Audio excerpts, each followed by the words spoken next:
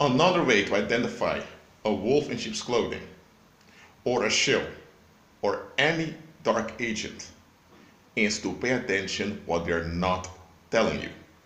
If what they are not telling you is of vital importance to you. For example, a lot of folks have issues with rejection. Okay? Instead of telling people that rejection is a hoax, and that rejection has to do with your way of thinking, that you need to be delivered from, people give coping mechanisms, how to deal with rejection. Instead of telling people you need to be delivered.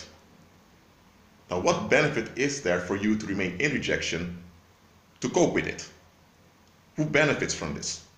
And who in the right mind would want you in rejection to begin with? Because people operating in rejection, well, it's not very comfortable relating to them to begin with.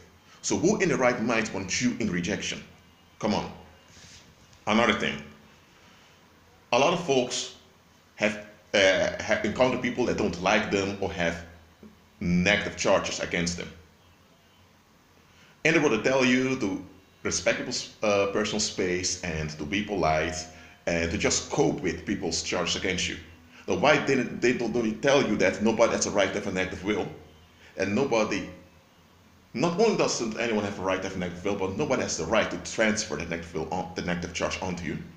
Why didn't they tell you that? Instead, they tell you that people have a right to will whatever they will. They call it free will. And why didn't those Babylon churches teach you to put judgment on circumstances? I'm not talking about those voodoo churches that teach you how to curse people. No, I'm talking about teaching people in a Christ-like manner to put judgment on circumstances.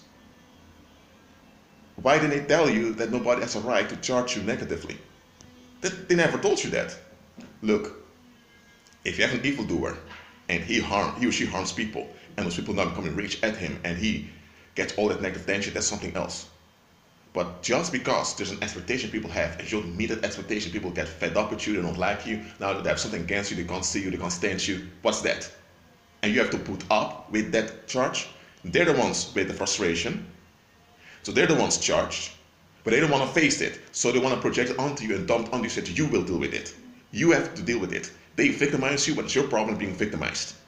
They don't want to be held accountable and responsible for anything.